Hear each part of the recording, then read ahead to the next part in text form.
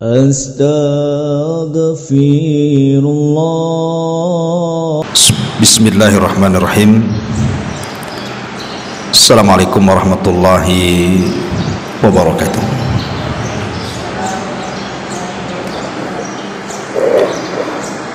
Alhamdulillah wassalatu wassalamu ala Rasulillah wa ala alihi wa sahbihi wa mawalah wa la hawla wa la quwata illa billahi wa ba'du. Kita lanjutkan kajian kita, masih membahas tematik, dan pembahasan di pagi hari ini kita akan membahas tentang 3 hari yang menentukan keselamatan seseorang di dunia dan juga akhirat. Saya petik tema ini dari surah Maryam ayat 33. Diambil dari perkataan Isa ibnu Maryam, di mana Allah Subhanahu wa taala mengatakan, wassalamun alayya yauma wulidtu wa yauma amutu wa yauma ub'atsu hayya. Dan keselamatan semoga dilimpahkan kepadaku pada hari kelahiranku, pada hari di mana aku diwafatkan, dan pada hari di mana aku dibangkitkan kembali. Inilah 3 hari yang menentukan keselamatan manusia: hari tatkala dilahirkan, hari tatkala diwafatkan, dan hari tatkala dibangkitkan. Ma'asyiral muslimat yang dimuliakan Allah Subhanahu wa taala, kita tahu bahwa syaitan tidak mungkin membiarkan anak turunan Adam itu selamat dari 3 hari ini. Hari saat dilahirkan, saat diwafatkan, dan saat dibangkitkan. Tetapi syaitan itu hanya bisa mendatangi 2 hari saja. Hari saat dilahirkan, maka setan akan hadir di situ. Dan yang kedua, hari saat kita diwafatkan, maka setan pun akan hadir di situ. Tetapi saat hari dibangkitkan, maka setan sudah tidak ada hubung kait dengan kita, dan kita pun tidak ada hubung kait dengan setan.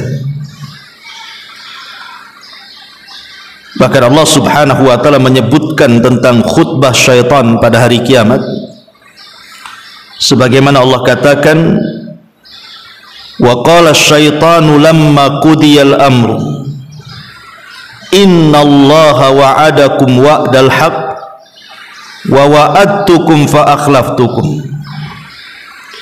wa ma kana li 'alaikum min sultan illa an da'autukum fastajabtum li fala talumuni walumu anfusakum ma ana bimusrihikum wa ma antum bimusrihi inni kafartu bima asyraktumuni min qablu innadz zalimina lahum adzabun alim. Dan berkatalah syaitan tatkala perkara hisab telah diselesaikan, sungguh Allah telah menjanjikan kepada kalian janji yang benar, dan aku pun telah menjanjikan kepada kalian, tetapi aku menyalahinya. Sekali-kali tidak ada kekuasaan bagiku terhadap kalian, melainkan sekedar aku menyeru kalian lalu kalian mematuhi seruanku. Oleh sebab itu janganlah kalian mencela diriku, akan tetapi celalah diri-diri kalian.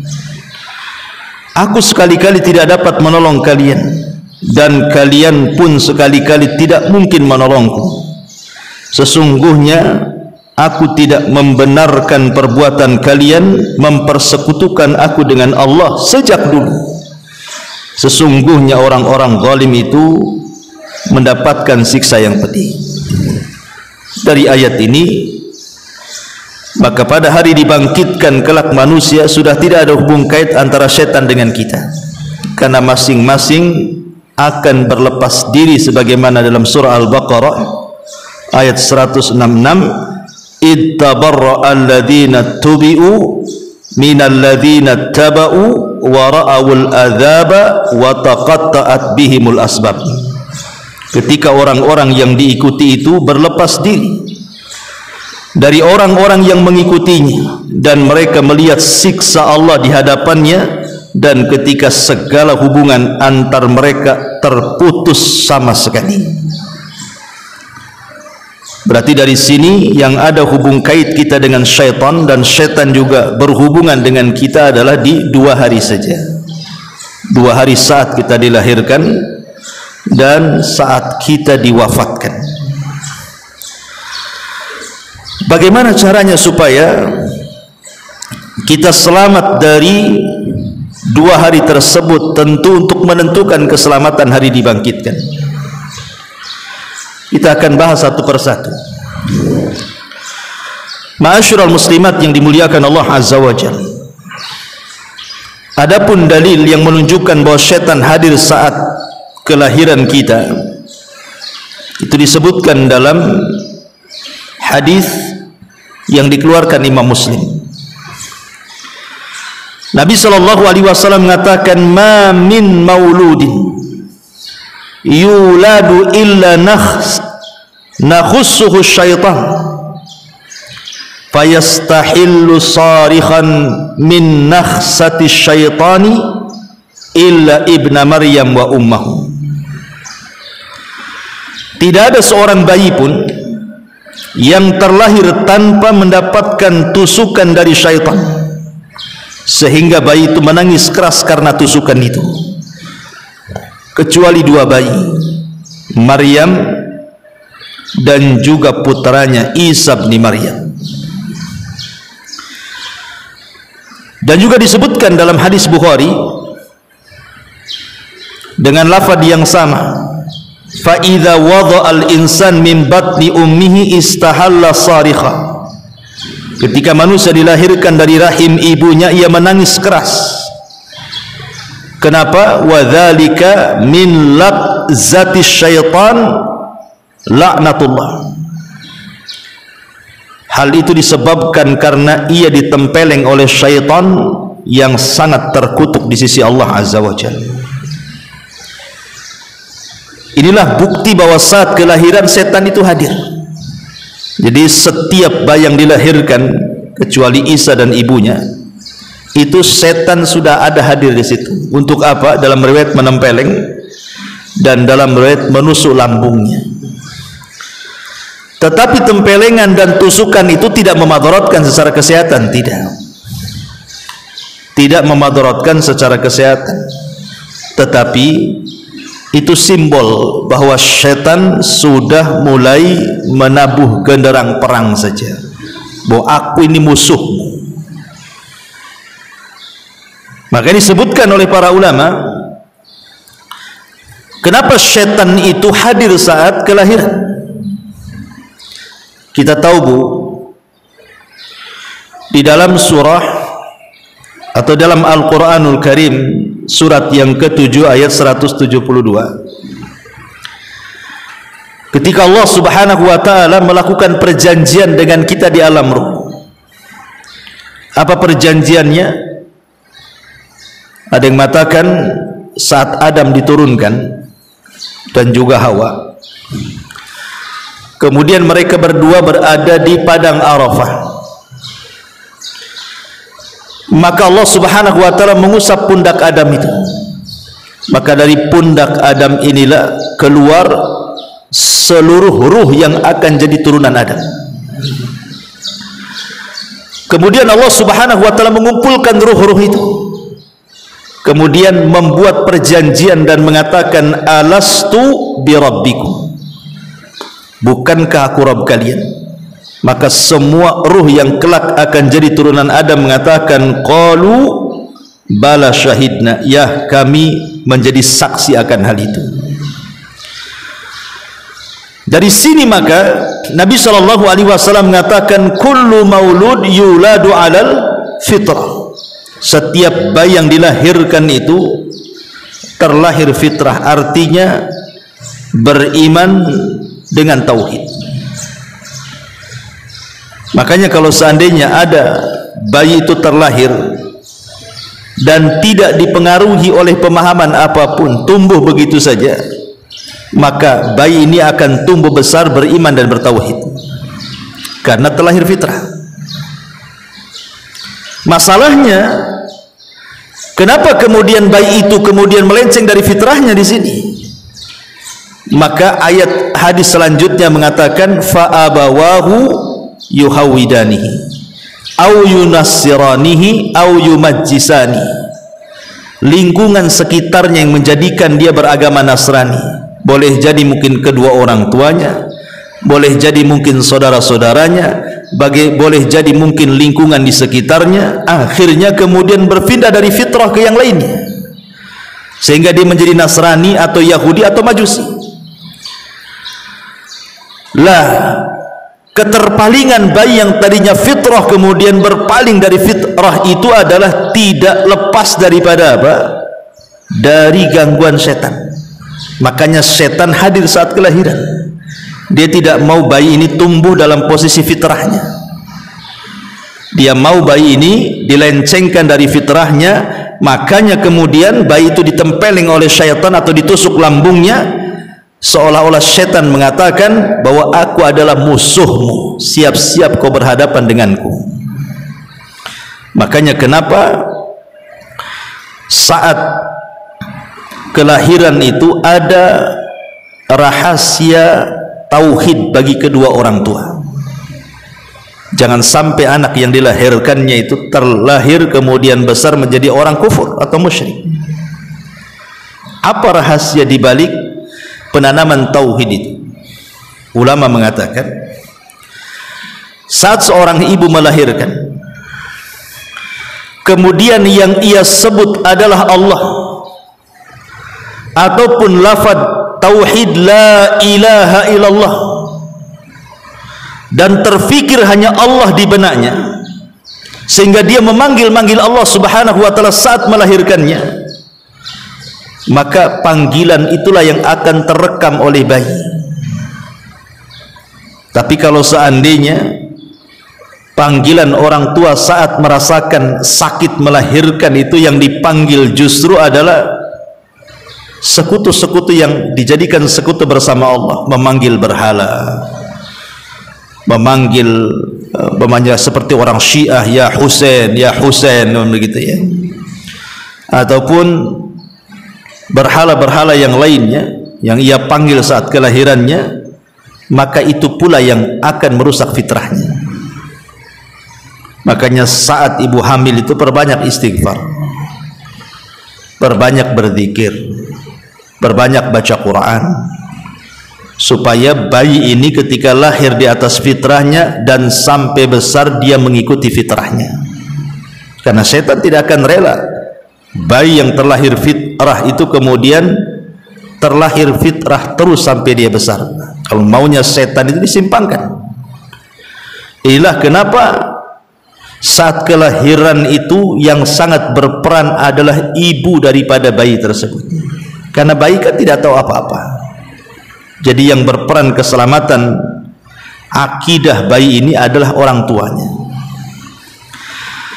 Ma'asyiral muslimat yang dimuliakan Allah Subhanahu wa taala, kelahiran itu adalah sebuah peristiwa besar. Kelahiran manusia itu adalah peristiwa besar. Selain daripada bagaimana seorang ibu melahirkan itu wahnan ala wahnin, lemah di atas kelemahan, dan ibu bisa rasakan kan itu yang pernah melahirkan. Tapi lebih daripada itu, kelahiran itu adalah kuasa Allah. Bagaimana Allah subhanahu wa ta'ala bisa merangkai dari segumpal mani, kemudian berubah menjadi segumpal darah, kemudian berubah menjadi segumpal daging, kemudian dimasukkan tulang belulang, kemudian dimasukkan aliran darah, saraf-saraf, dan begitu seterusnya sampai ditiupkan ruh. Tidak ada yang bisa melakukan kecuali Allah. Dari sini Nabi SAW bersabda, inna ahadakum yajma'u khalqahu fi batni ummihi arba'ina yawman thumma yakunu alaqatan misla dhalik thumma yakunu mudghatan misla dhalik thumma yursalu ilaihi al-malak fayunfakhu fihi ar-ruh wa yu'mar bi arba'i kalimat bi katbi rizkihi wa ajalihi wa amalihi wa syakiyun aw sa'idun. Kata Nabi SAW, sungguh penciptaan kalian dikumpulkan dalam rahim ibu kalian selama 40 hari berupa nutfah sperma, lalu menjadi alaqah segumpal darah, selama itu pula maksudnya 40 hari, lalu menjadi segumpal mudghah daging selama itu pula 40 hari. Kemudian Allah mengutus malaikat untuk meniupkan ruh dan mencatat 4 perkara yang telah ditentukan, rizkinya, ajalnya, amalnya, sengsara dan bahagianya. Dari sini kita tahu bahwa kelahiran itu peristiwa besar, karena tidak ada yang bisa kecuali Allah yang buat. Coba ibu bayangkan, kalau ibu yang pernah belajar biologi kan, setiap kali pria ejakulasi itu kan, rata-rata mereka mampu melepaskan sel sperma itu sekitar 100 juta sampai ke 300 juta, paling banyak 300 juta lah ya kan. Tapi kan yang jadi cuma 1 sel saja ya. Ibu bayangkan kalau seandainya 300 juta sel sperma itu jadi semua, kira-kira Batam ini muat nggak dari kelahiran satu orang? Batam saja menurut sensus penduduk itu penduduknya berapa? Itu 1.100.000 sekian kan itu ya. Kalau dari sensus penduduk itu 1.200.000 lah orang ini itu ya. Lah sementara satu orang ketika melepaskan sel sperma itu 300 juta. Kalau seandainya setiap satu orang kelahiran dihidupkan semuanya oleh Allah Azza wa Jalla, jangan banyak, 5 orang yang lahir saja sudah sesak tuh. Tidak ada satu jengkal di tanah Batam kecuali ada rumah di situ. Tapi kenapa Allah Subhanahu wa Ta'ala tidak jadikan semuanya? Coba, dari 300 juta itu cuma 1 pula yang jadikan. Artinya bahwa Allah Subhanahu wa Ta'ala memilih kita dari 300 itu. Karena Allah tidak jadikan semua kan. Rupanya dari 300 itu cuman kita pula yang lahir. Berarti kita ini dipilih Allah dari 300 itu. Dan ini nikmat yang luar biasa yang harus kita syukuri. Kita tidak diwafatkan atau tidak sama sekali dijadikan oleh Allah, tapi Allah jadikan kita. Ini nikmat yang luar biasa gitu ya. Allah tidak menghendaki semua jadi. Sebab kalau semua yang lahir jadi, nggak kuatlah bumi ini, pasti kita akan cari planet lain kan itu untuk menghuni lagi. Tapi itulah kuasa Allah. Allah tidak menjadikan semuanya. Allah hanya pilih kita dari 300 sel sperma itu. Artinya bahwa ini peristiwa besar kelahiran itu, bukan peristiwa kecil. Karena banyak pelajaran yang kita bisa petik, salah satunya adalah bagaimana Allah Subhanahu wa Ta'ala dengan kemahabesaran dan kemahakuasaan Dia mampu menciptakan manusia sedemikian rupa. Laqad khalaqnal insana fi ahsani taqwim. Sungguh kami menciptakan manusia itu dalam sebaik-baik bentuk. Ma'asyiral muslimat yang dimuliakan Allah Azza wa Jalla, keselamatan seorang bayi saat lahir itu bukan keselamatan fisik yang saya bicarakan, itu kan persoalan medis, itu dokter kembalinya kan. Tapi yang kita bicarakan kan soal akidah, soal keimanan dan ketakwaan kelak kalau bayi ini sudah besar. Lalu apa peran orang tua di sini? Yang paling mempengaruhi akan keselamatan bayi yang dilahirkan dari gangguan setan itu adalah dimulai dari mencari pasangan sebenarnya. Makanya kenapa Nabi SAW mengatakan tungkahul mar'atu li arba, wanita itu dinikahi karena 4 perkara. Begitu juga laki-laki dinikahi juga karena 4 perkara kan, karena hartanya, kecantikannya, nasabnya dan agamanya. Tapi Nabi SAW mengatakan apa? Fadfar biddatid din taribat yadak, ambil yang baik agamanya. Kenapa Nabi SAW memilih agama? Coba, karena satu-satunya yang tidak akan punah dan hilang hanya agama. Harta bisa hilang, kecantikan, ketampanan juga bisa hilang dengan menaunnya waktu, ataupun nasab bisa saja dicederai, tapi agama itu tidak mungkin. Dia mungkin hilang. Yang menghilangkan agama itu kan orangnya, tapi agama itu tidak mungkin hilang ya. Makanya Nabi SAW kemudian mengarahkan dari mulai mencari jodoh saja disuruh untuk memperbaiki agama dulu. Kemudian setelah betul-betul mendapatkan pasangan yang soleh dan soleha, baru bicara aktivitas saat berhubungan.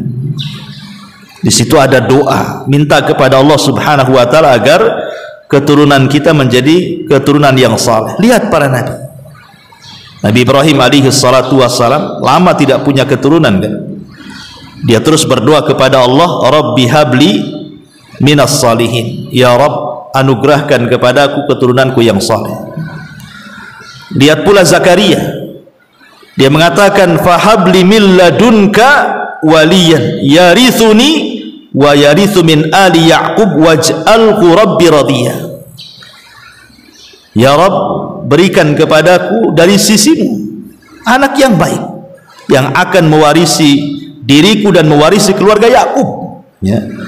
Artinya bahwa para nabi sudah mengajarkan kepada kita bahwa doa itu adalah salah satu penentu kita mendapatkan keturunan yang baik ya. Makanya ada waktu-waktu yang sangat mustajab yang kita disuruh berdoa di situ. Disitulah kita minta. Anggaplah umpamanya kita sudah salah cari pasangan umpamanya kan, tidak ya sesoleh yang kita harapkan, atau mungkin dulunya sama-sama tidak soleh, kemudian dengan berjalannya waktu kemudian hijrah, tapi kadang sudah anak banyak, tidak bisa dimulai dari awal kan begitu. Tidak mustahil mereka juga bisa menjadi soleh dan soleh. Dengan cara apa? Ambil senjata seorang mukmin di sini, doa. Ambil doa, ketuk Allah Subhanahu wa taala dari langit, mudah-mudahan Allah memberikan hidayah kepada anak-anak kita, itu maksudnya begitu.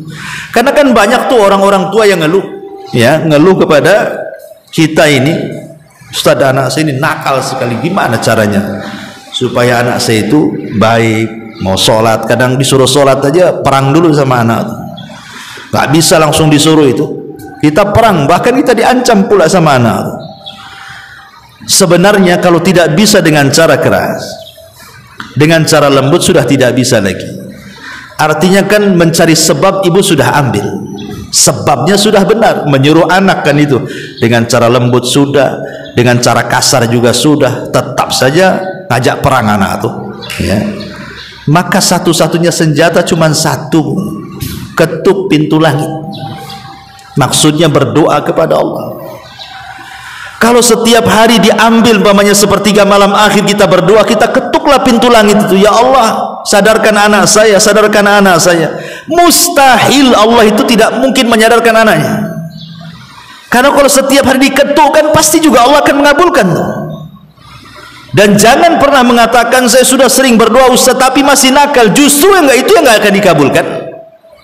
Mengatakan aku sudah berdoa tapi tidak dikabulkan, itu pula yang menyebab doa tidak dikabulkan. Itu namanya istijal namanya. Istijal itu mengatakan aku sudah berdoa tapi tidak pernah dikabulkan, justru terus berdoa. Kalau Allah takdirkan sama sekali tidak dikabulkan, seandainya seperti itu, tetap saja anak kita nakal, ya memang sudah takdirnya seperti itu. Tapi kita sudah ada upaya orang tua, kalaupun seandainya anak ini Allah takdirkan bermaksiat, orang tua tidak terikut-ikut maksiatnya. Jadi kalau Allah takdirkan ada anak masuk neraka itu, dia tidak bisa nyeret orang tuanya, karena orang tuanya sudah mengarahkan ke surga, anak yang tak mau, gitu maksudnya. Tapi kalau orang tuanya biarkan saja kan begitu, ya jelas justru anak harusnya menyeret orang tua ke surga, malah pula yang dia banyak amalan surga keseret pula ke neraka gara-gara kasus anaknya tuh. Ya, makanya di sini penting berdoa kepada Allah Subhanahu wa taala untuk kesolehan anak yang kita lahirkan, termasuk upaya-upaya sunnah-sunnah saat kelahiran. Seperti kenapa disunahkan akikah, kenapa dalam Islam itu ada sunnah akikah, karena dalam akikah itu salah satunya adalah untuk menghindarkan dari gangguan syaitan. Ingat ketika kisah Ibrahim alaihi salatu wassalam saat hendak menyembelih putranya Ismail, syaitan berusaha menggagalkan. Apa kata syaitan? Ya Ibrahim, atadzbahu ibnataka li ajli ru'ya. Ibrahim, apakah engkau akan menyembelih putramu gara-gara mimpi? Yang benar saja, kok kan mimpi saja, ngapain kamu mau sembelih anakmu? Itu mimpi. Tapi Ibrahim berusaha melawan waswas syaitan, kemudian dilemparnya dengan 7 batu. Akhirnya kemudian Ibrahim betul-betul menyembelih Ismail. Apa yang terjadi? Allah Subhanahu wa taala firmankan, wa fadainahu bidzibhin azim. Kami ganti Ismail dengan sembelihan besar, maksudnya kambing gibas. Kemudian Ismail tidak jadi disembelih, kambing itulah yang disembelih. Artinya bahwa penyembelihan Ibrahim terhadap kambing itu setelah berhasil dari apa? Godaan setan tuh. Akhirnya dia menyembelih kambing dalam rangka mendekatkan diri kepada Allah. Jadi kalau ibu kemudian akikah kepada bayi dalam rangka lillahi ta'ala, maka itu salah satu menyelamatkan agama anak. Dan para ulama mengatakan di antara hikmahnya adalah untuk memperbaiki keyakinan agama dan ibadah anak kita kelak kalau sudah besar. Dan lebih daripada itu manfaatnya adalah seandainya Allah takdirkan anak kita meninggal, saat lahir meninggal, ya, atau sudah umur setahun 2 tahun meninggal, maka anak yang sudah diakikahi itu sudah tidak tergadaikan lagi. Artinya antara kita dengan anak itu tidak ada penghalang dengan Allah. Kelak anak itu akan jadi syafaat orang tuanya. Tapi kalau belum diakikahi masih tergadai itu. Makanya Rasul mengatakan kullu ghulam murtahanun biaqiqati, setiap bayi yang dilahirkan tergadaikan dengan akikahnya. Apa yang maksud tergadaikan di sini? Tertahan syafaatnya, sehingga akan sulit anak itu memberikan syafaat kepada orang tuanya. Makanya penting akikah ini, selain daripada menghindar dari gangguan setan bagi anak kita, memperbaiki agama dan keyakinan anak kita, lebih daripada itu akan mengantarkan syafaat bagi orang tuanya. Nah ini juga dilakukan, ya, termasuk juga memberikan contoh terbaik. Tidak bisa seseorang itu mendidik anak tapi kita tidak bisa mencontohkan yang baik. Nak sholat tapi orang tua tak sholat, bagaimana caranya? Anaknya bisa berdalil, ibu aja nggak sholat kok nyuruh-nyuruh aku sholat pula, kan itu pasti akan dibalikkan tuh dalilnya tuh. Makanya anak kecil itu biasanya mereka hanya mencontoh saja.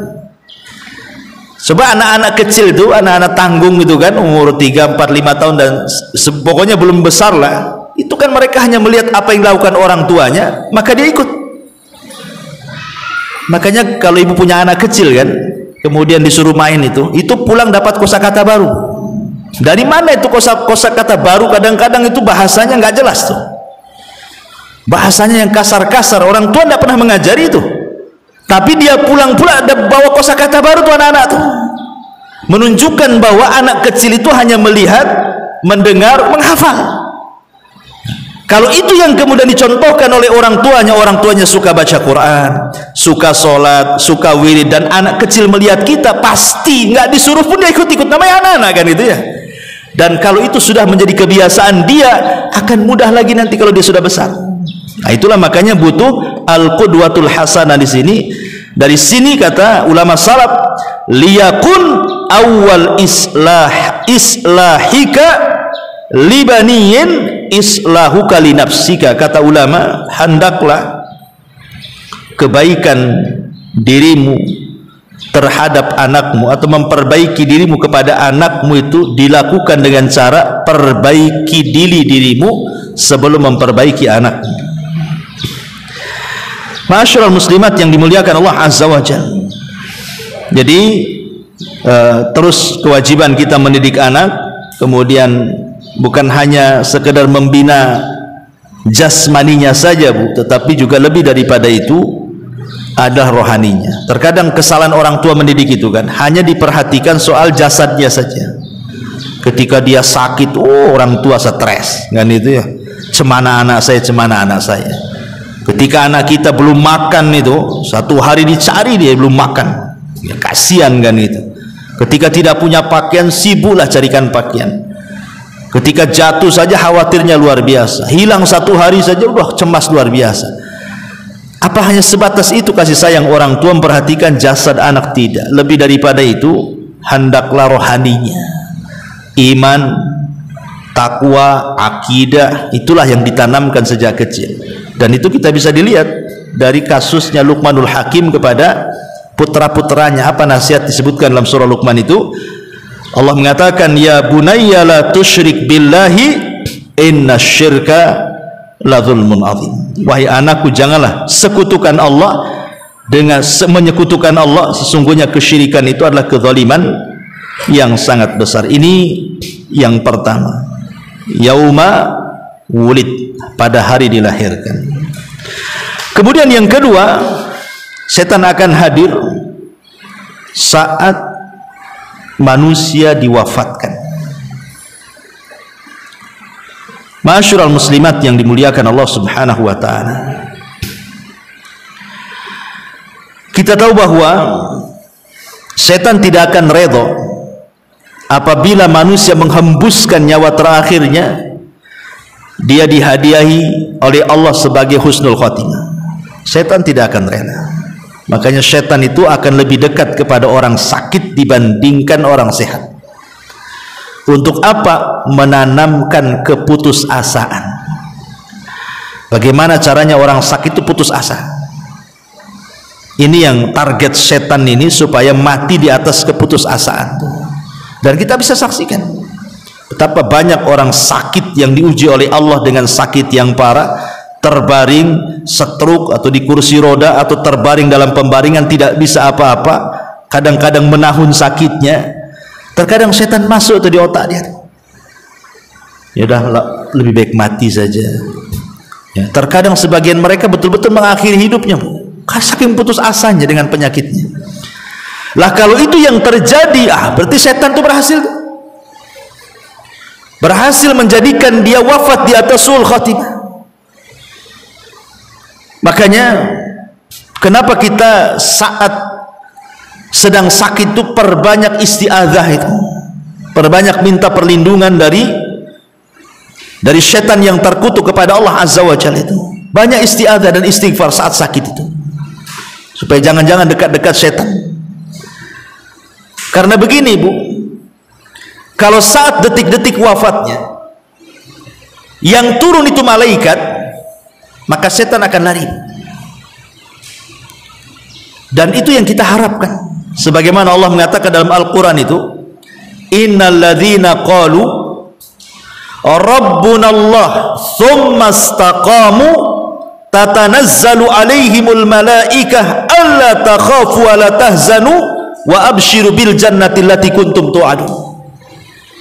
Orang-orang yang mengatakan Rabb kami Allah, kemudian istiqamah dengan kata-kata itu, maka saat wafatnya tatanazzalu alaihimul malaikah, malaikat akan turun tuh, kemudian membisikkan di telinganya, jangan takut dan jangan sedih karena sorga sudah dijanjikan Allah kepadamu.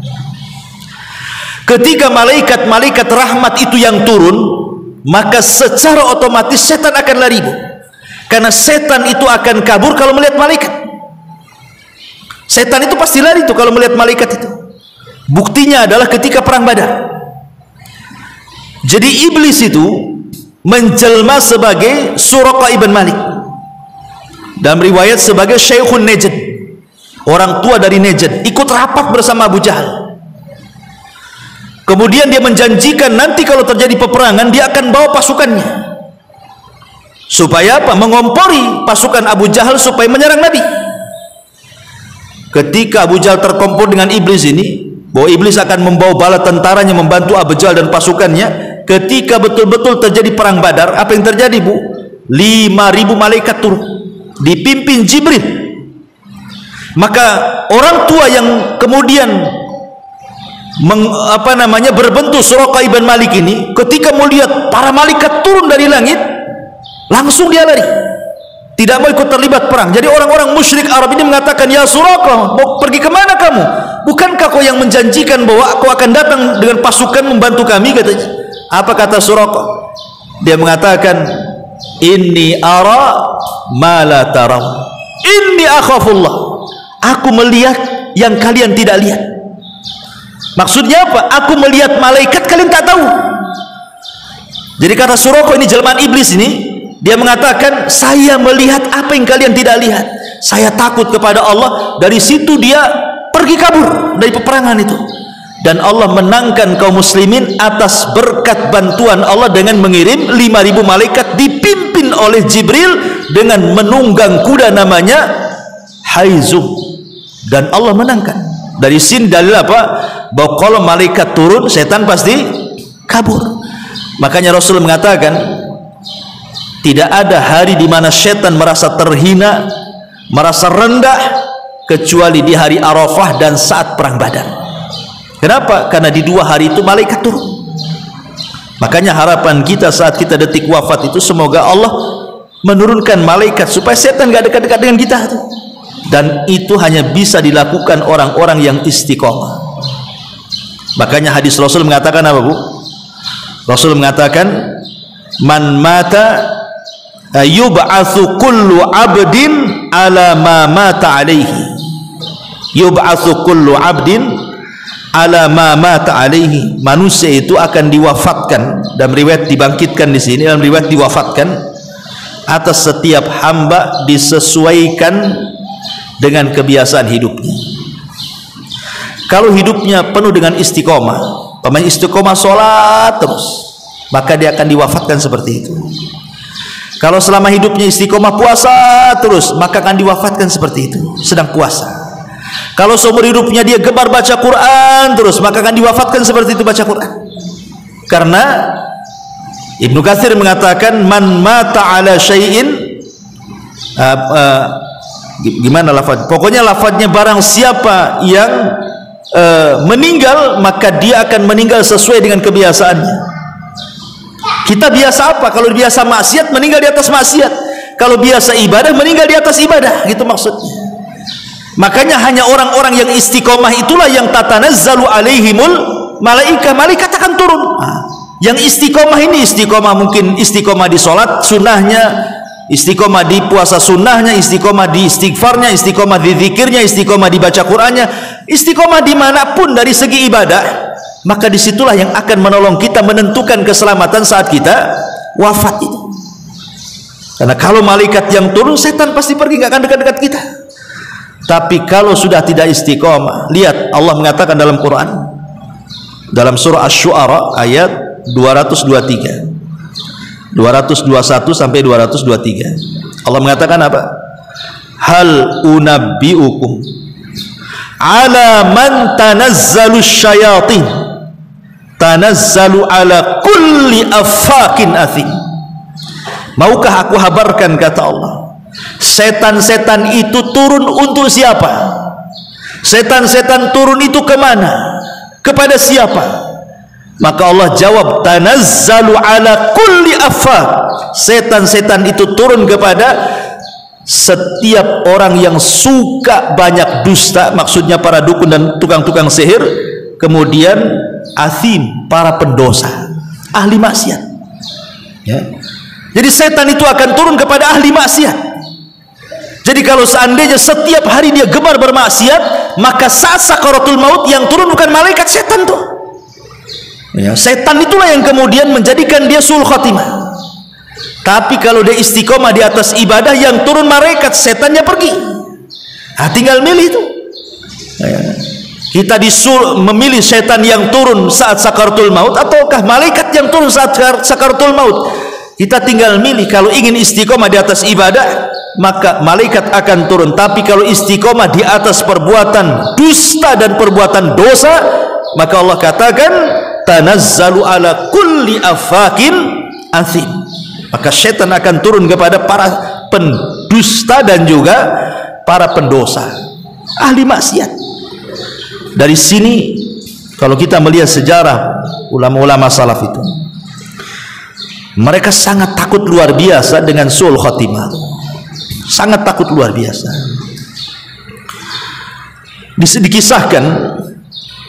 Dikisahkan dari Aisyah Ummul Mukminin radhiyallahu anha, ketika memahami surah Fatir ayat 32. Jadi Ummul Mukminin Aisyah radhiyallahu anha membacakan ayat, "Tsumma awrathnal kitaba alladziina istafaina min ibadina faminhum zalimun li nafsi wa minhum muqtasid wa minhum sabiqun bil khairati biidznillah." Kemudian kami wariskan Al-Quran kepada orang-orang yang kami pilih di antara hamba-hamba kami. Di antara mereka ada yang mendolimi dirinya, di antara mereka ada yang pertengahan, dan di antara mereka ada yang berlomba-lomba dalam kebaikan karena izin dari Allah. Apa kata Aisyah? Dia mengatakan, ya bunai. Dia menasihati anak-anak dan mengatakan, ya bunai, ammas sabiqu bil khairat fahaula'i alladhina matu ma'a Rasulillah sallallahu alaihi wasallam lahum wa syahida lahum Rasulullah sallallahu alaihi wasallam bil jannah. Wa ammal muqtasid fahaula'i alladhina tabau atharan nabi sallallahu alaihi wasallam hatta matu ala dhalik. Wa amma zalimu li nafsi famithli wa mithluka ya bunai. Kata Aisyah radhiyallahu anha mengatakan, dalam surah Fatir ayat 32 itu kan manusia terbagi tiga, Bu. Ada manusia yang paling tinggi derajatnya disebut sabiqum bil khairat, berlomba-lomba di atas kebaikan. Kata Aisyah, merekalah orang-orang yang hidup bersama Nabi, meninggal bersama Nabi, dan mereka orang-orang yang dijamin sorga atas lisan Nabi, kata Aisyah. Adapun kelompok yang kedua di bawahnya namanya muqtasid. Itu tengah-tengah antara orang zalim dan orang-orang yang tingkatannya tinggi. Adapun muqtasid yang tengah-tengah, kata Aisyah, itu mereka adalah orang-orang yang mengikuti asar Nabi, hadis-hadis Nabi, perbuatan Nabi, mencontoh Nabi sampai mati ketika dia mencontoh. Adapun yang mendolimi dirinya, kata Aisyah radhiyallahu anha, itulah seperti saya dan kalian. Seperti saya inilah, kata Aisyah, orang-orang yang mendolimi diri dan juga kalian. Bayangkan kalau sekelas Aisyah mengatakan seperti itu, siapa ibu-ibu? Siapa kita? Saya dan yang lainnya. Lalu masuk ke kelompok yang mana? Kalau yang paling rendah aja Aisyah mengatakan, adapun yang mendolimi dirinya itu saya, kata Aisyah.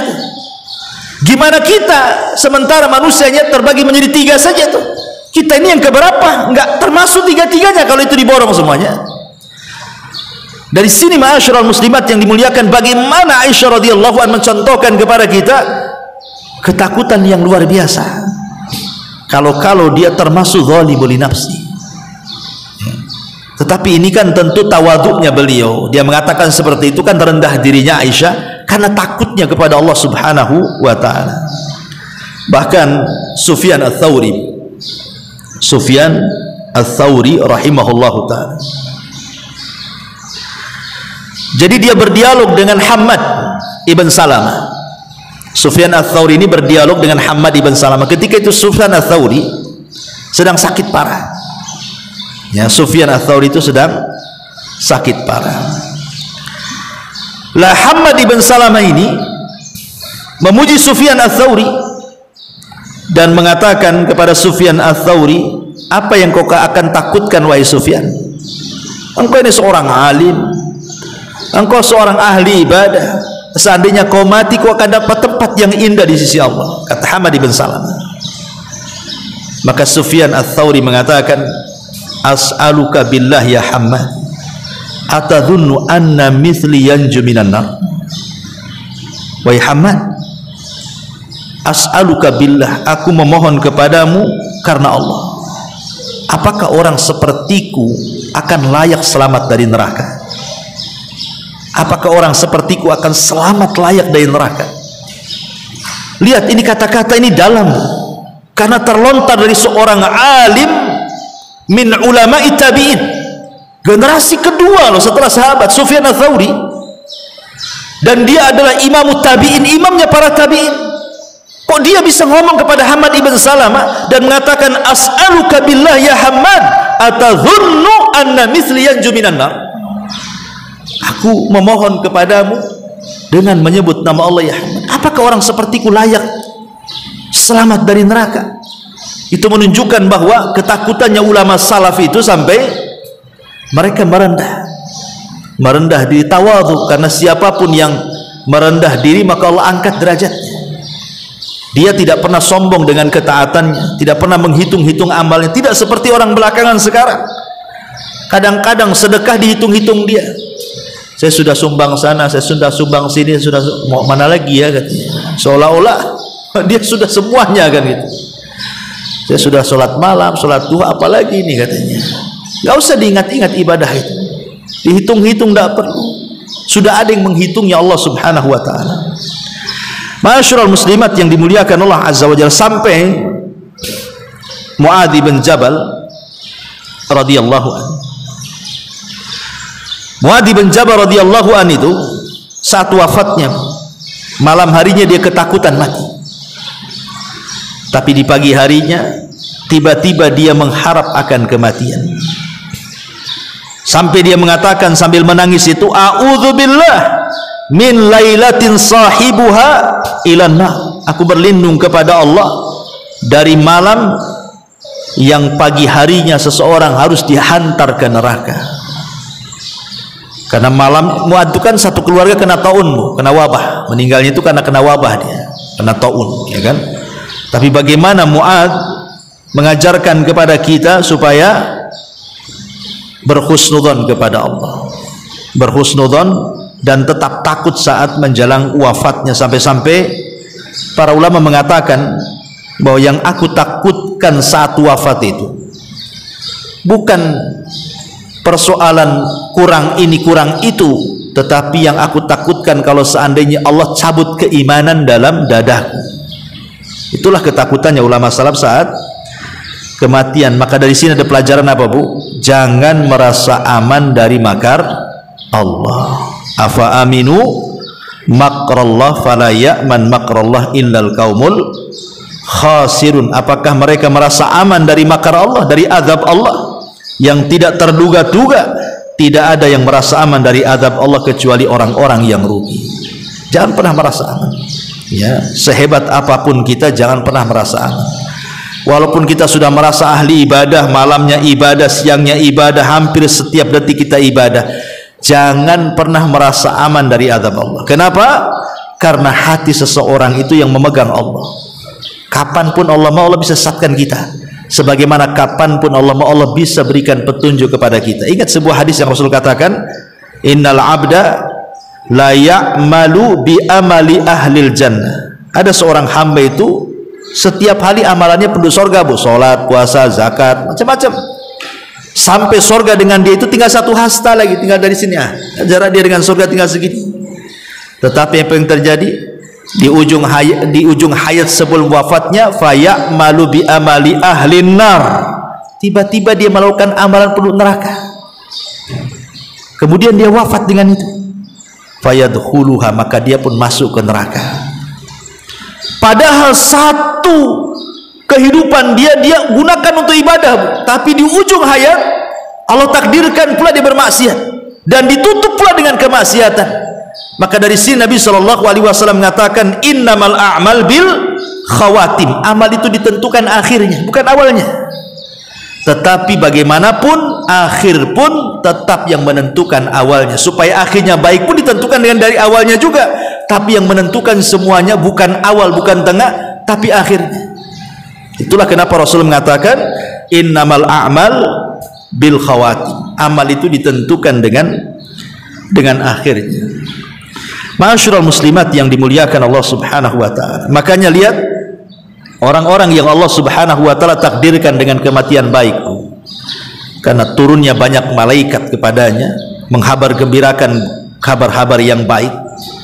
Maka di antara mereka itu sebelum wafatnya terkadang mereka mengucapkan kalimat-kalimat baik, seperti mengatakan as-sallan nas, apakah manusia sudah sholat? Seperti yang terjadi kepada siapa? Umar bin Khattab.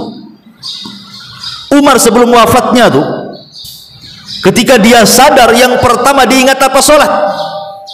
Dan mengatakan as-sallan nas, apakah manusia sudah sholat? Kata Umar. Maka orang-orang mengatakan sudah, wahai Amirul Mukminin. Kemudian Umar mengatakan la hadda fil Islam liman tarakas salat. Tidak ada bagian dalam Islam orang yang meninggalkan salat kemudian meninggal. Lihat, terkadang sebelum meninggal mengucapkan kalimat-kalimat indah kan itu. Ada sebagian yang lain mengucapkan kalimat la ilaha illallah kemudian meninggal. Ada sebagian lain membaca Al-Qur'an, seperti kisah seorang syekh bercerita tentang anak muda yang gemar membaca Quran saja di mana-mana. Ya, mau di bus Quran, mau di pesawat Quran, mau di kereta api Quran, pokoknya dia tidak lepas daripada Quran. Satu hari kendaraan yang dikendarainya tuh kecelakaan, ya, semua mati. Lah anak muda yang gemar membaca Quran ini sempat ketolong dan koma, dibawa ke rumah sakit. Ini syekh ini sampai bersaksi, demi Allah katanya, aku tidak pernah melihat anak muda yang saat wafatnya seindah dia katanya. Kemudian saya ini bercerita, kenapa wahai syekh ditanya? Karena saat wafatnya, sebelum wafatnya, dia mengulang-ulang surah An-Najm, wan najmi idza hawa ma dhalla sahibukum wa ma ghawa wa ma yantiqu anil hawa in huwa illa wahyun yuha. Kemudian dia meninggal.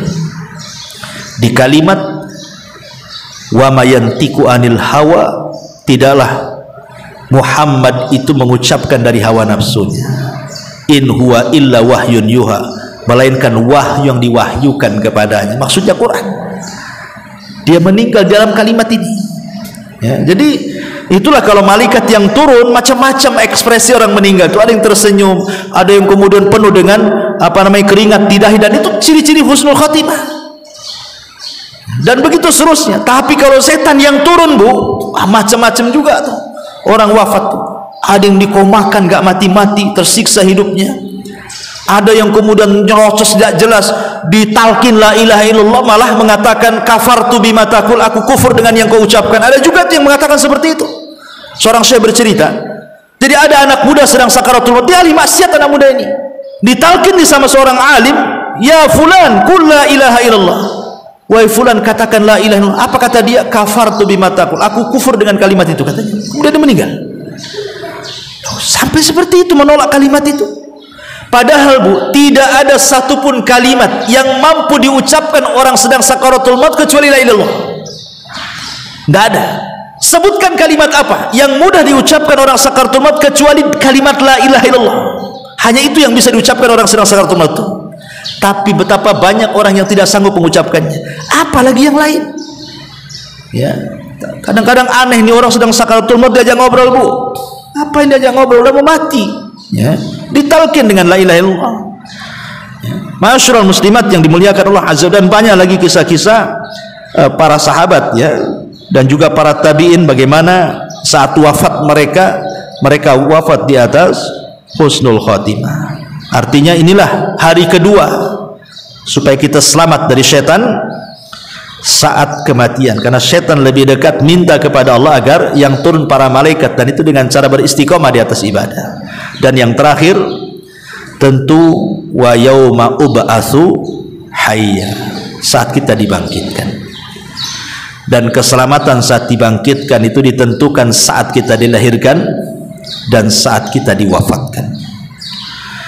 Kalau saat kita dilahirkan betul-betul kita dididik oleh orang tua kita sampai kita dewasa, kemudian balik, kemudian amal kembali kepada kita, kemudian saat diwafatkan Allah takdirkan husnul khotimah, maka itu menentukan saat kita dibangkitkan. Kalau baik di dunia, maka dibangkitkan pun dengan cara baik. Karena ad-dunya mazra'atu lil akhirah. Dunia ini tempat bercocok tanam kehidupan kita di akhirat. Kalau kita menanam kebaikan, kita menuai kebaikan. Kalau kita tanam keburukan, kita pun akan menuai keburukan. Wa man ya'mal mithqala dzarratin khairan yarah wa man ya'mal mithqala dzarratin syarran yarah.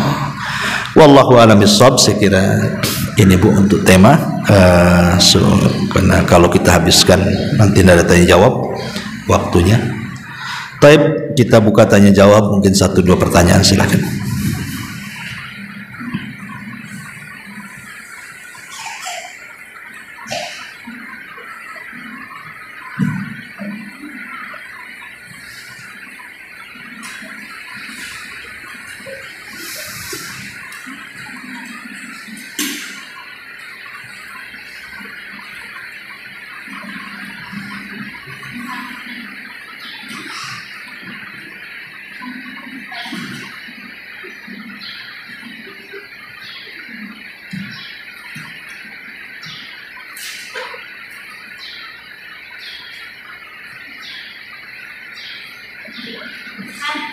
Ya.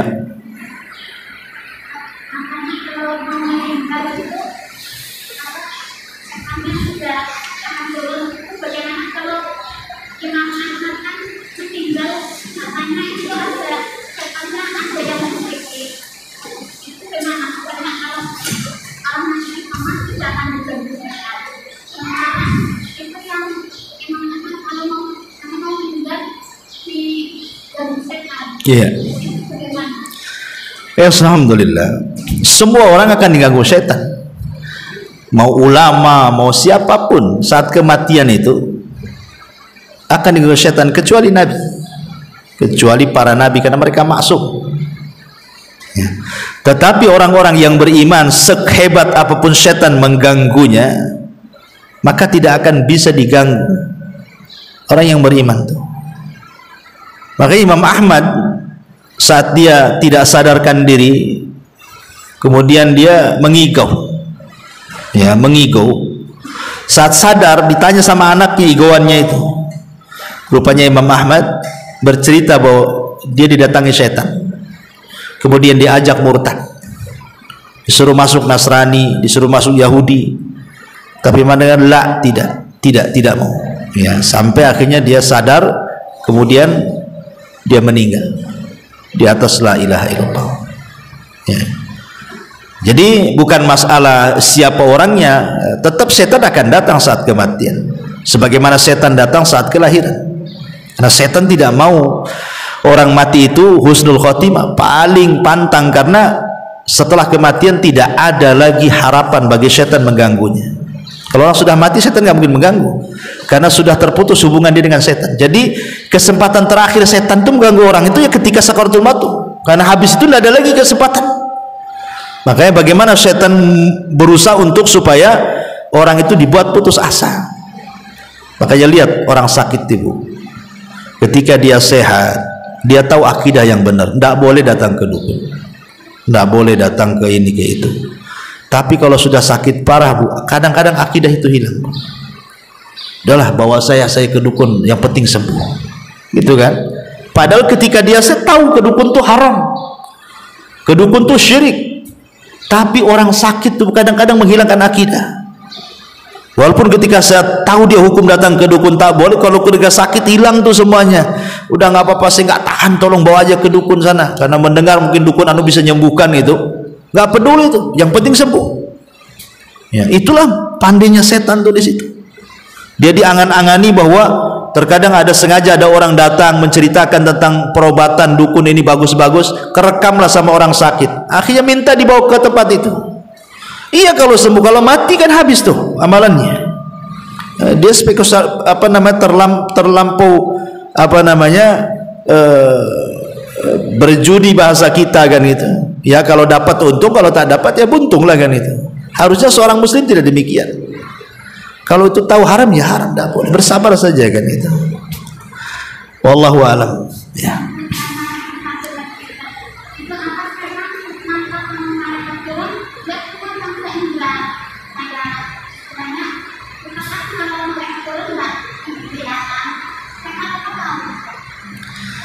Saat kematian setan itu, manusia yang sedang sakaratul maut itu mampu memandang kegaiban. Makanya Allah mengatakan fakashafna anka ghita'akal yaum. Kami singkap sedikit kegaiban saat meninggal. Dalam surah Thaha kalau nggak salah ya. Fakashafna anhu ghita'ak fabasarukal yauma hadid. Maka dia bisa melihat sekilas catatannya. Bahkan malaikat yang datang pun dia lihat. Ya, bagi orang yang sedang sakaratul maut itu. Karena Allah singkap kegaiban itu. Tapi bagi orang-orang yang di sekitarnya tidak tahu. Yang tahu hanya merasakan yang sedang sakaratul maut saja. Ya, wallahu a'lam. Ya.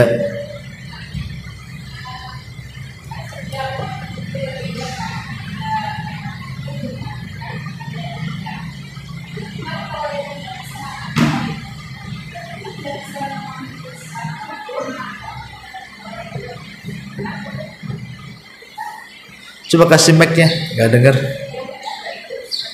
Hah? Nggak hidup? Atau disambung lidahnya? Yang depan nih.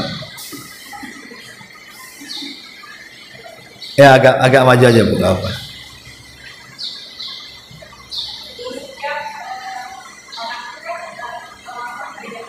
Oke.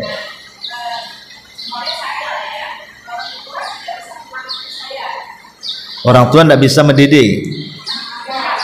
Akekah, oke.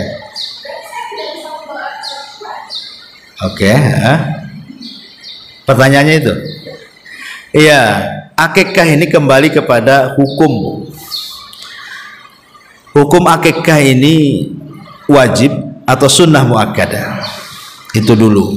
Ya, ada yang mengatakan wajib bagi yang mampu. Ada yang mengatakan sunnah muakkadah.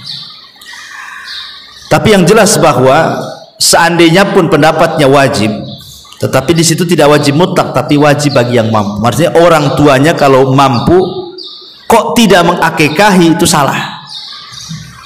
Karena dia mampu. Tapi kalau sama sekali nggak mampu, ya nggak salah, namanya nggak mampu, kan wajib bagi yang mampu. Berarti anak itu sudah tidak ada hubung kait dengan tergadaikan, karena nggak mampu, macam mana? Tetapi ada syariat lagi, ulama membolehkan bagi anak yang mungkin dulunya belum diakekahi, dia minta izin sama orang tuanya, atau tanya dulu waktu saya kecil diakekahi nggak ya? Kata bapaknya, boro-boro makan sulit, beli kambing pula katanya. Kata orang tuanya, ya saya izin lah, umpamanya gimana kalau saya beli kambing, saya akekahi sendiri. Kata orang tuanya, nggak apa-apa. Ya itu kalau orang tuanya baik. Kalau nggak baik, daripada beli kambing sini, bagus beli motor untuk saya katanya. Ya kalau seandainya dia mengizinkan akikah dia sendiri, nggak apa-apa, untuk melepaskan gade tadi, tapi minta izin sama orang tua. Kalau orang tuanya masih hidup. Ya kalau orang tuanya nggak hidup, ya nggak apa-apa, kita akikah diri sendiri saja dalam rangka birrul walidain, berbuat baik kepada orang tua yang dulu belum akikah, saya akikah sendiri. Kalau orang tua udah nggak ada kan, minta izin sama siapa? Tidak mungkin datang ke kuburan. Bu, saya mau akikah, kata ibu dalam kuburan, ya silahkan. Malah takut ibu ya. Jadi intinya bahwa boleh seseorang itu mengakikah dirinya supaya tadi bisa terlepas dari gadean tadi. Ya, wallahu a'lam.